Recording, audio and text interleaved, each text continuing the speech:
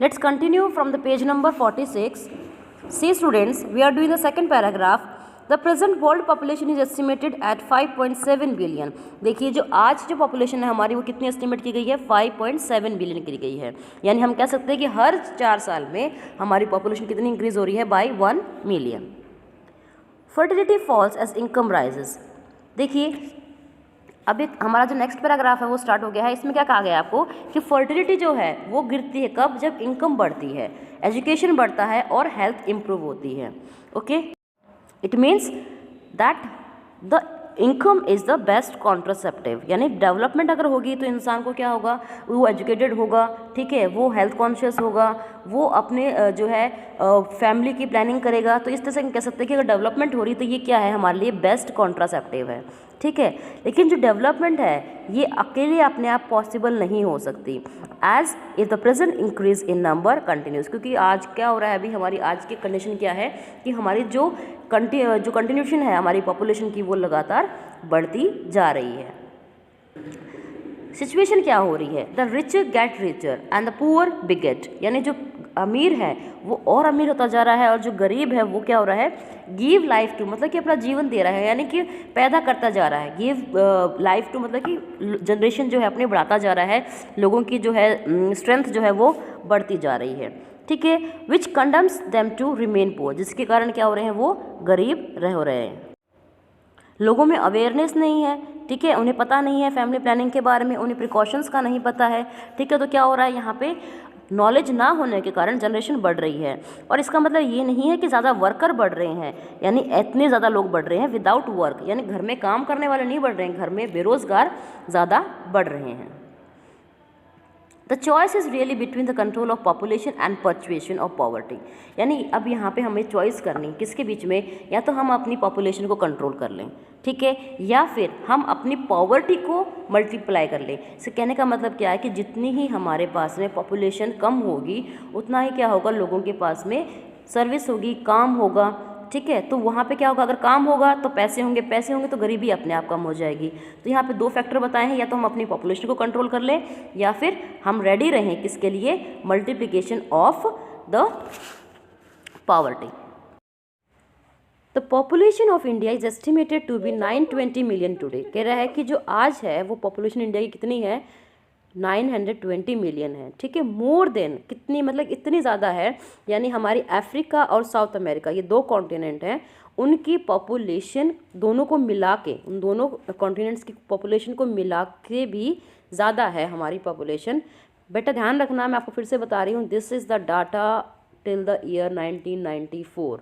Okay, कहीं आप आज के लिए इसको कंसिडर कर लो और याद कर लो, ठीक है। तो आपने ध्यान रखना है कि जब ये आर्टिकल लिखा गया था 1994 में, उस टाइम हमारी इंडिया की पॉपुलेशन कितनी थी, 920 million, and this population is more than the population of the both continents, the south Africa, Africa and south America. Okay,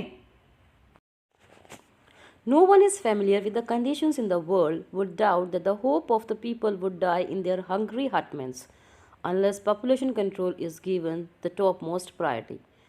क्या कह रहा है ये आपको, कहते हैं जब तक कि पॉपुलेशन कंट्रोल को सबसे ज़्यादा इम्पोर्टेंस, सबसे ज़्यादा प्रायोरिटी नहीं दी जाएगी, तब तक हम कह सकते हैं कि हमारी जो कंट्री है उसकी सिचुएशन, उसकी जो कंडीशन है उसके अंदर उम्मीद होना नामुमकिन है, ठीक है। इसी उम्मीद से कि देश में डेवलपमेंट होगा, ये उम्मीद से लोग जो हैं अपने मन में मरते जा रहे हैं।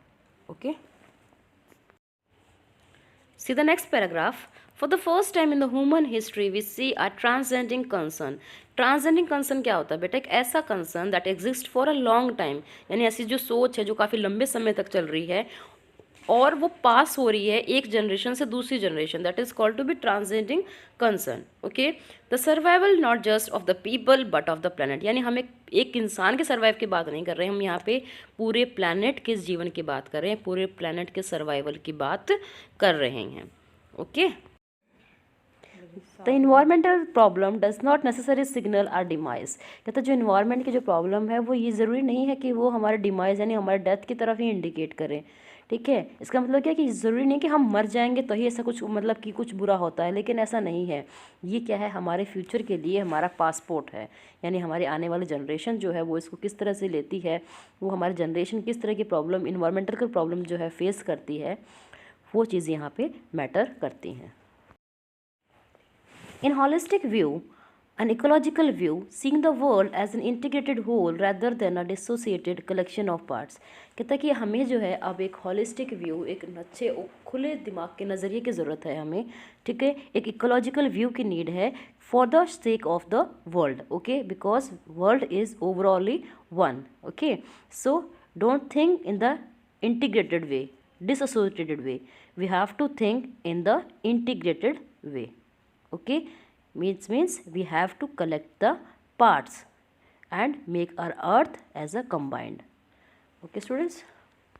Industries has a crucial role, देखिए कहता है कि अगर हमारी रिस्पॉन्सिबिलिटी की बात आती है तो इंडस्ट्रीज़ जो हैं वो बहुत ही इंपॉर्टेंट रोल प्ले करती हैं, ठीक है, क्योंकि जो भी ट्रांसफॉर्मेशन होती हैं, यहाँ पे बात कर रहे हैं हम एक बिजनेसमैन की, उनका नाम है एडगर्ड एस वुलैंड, ओके, ये क्या है, ये डू पॉन्ट नाम की एक कंपनी है, उसके चेयरमैन हैं, ओके, और उनके जो है इन्होंने अपने आप को नेचर को कंजर्व करने में बहुत ही हेल्प किया है। कैसे? As you know the full form of CEO is the chief executive officer, लेकिन इन्होंने अपने आप को चीफ इन्वायरमेंटल ऑफिसर कहा था। According to the Edgar S. Woodland, he thinks that if we conserve the nature will conserve us. So the most important thing is the nature. For all the industries, all the factories, all the works to be done in any commercial mode. Of all the statements made by Margaret Thatcher during the years of his prime minister, none has passed so decisively. यहाँ पे बात की जा रही है इस paragraph में Maigret Thatcher के बारे में बात की जा रही है। मैग्रेट थैचर कौन थी? एक प्राइम मिनिस्टर थी, ओके। उन्होंने अपने प्राइम मिनिस्टरशिप में कई काम किए, लेकिन उनका कोई भी जो स्पीच है वो क्लियर नहीं था, वो डेफिनेटिव नहीं था। लेकिन उन्होंने जो है एक बात ऐसी कही थी जो कि बहुत ही इम्प्रेसिव थी, ठीक है। और वो कौन सी थी? उनके जो वर्ड्स थे वो कैसे हुआ करते थे? फेलिक्टिस हुआ करते थे। Felicitous means well chosen words होते थे, ठीक है, okay.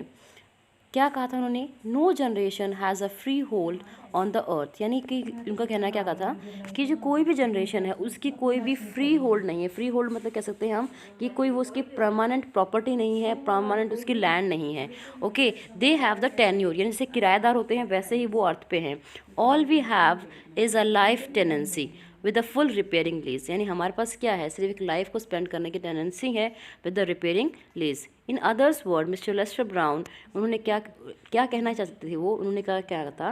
That we have not inherited.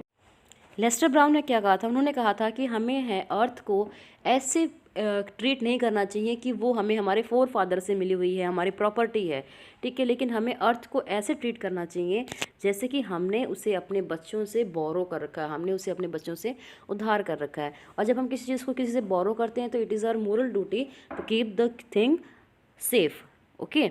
So we should not consider that this is our property given by the forefathers. We should consider that this property is of our children's and we have to give back them.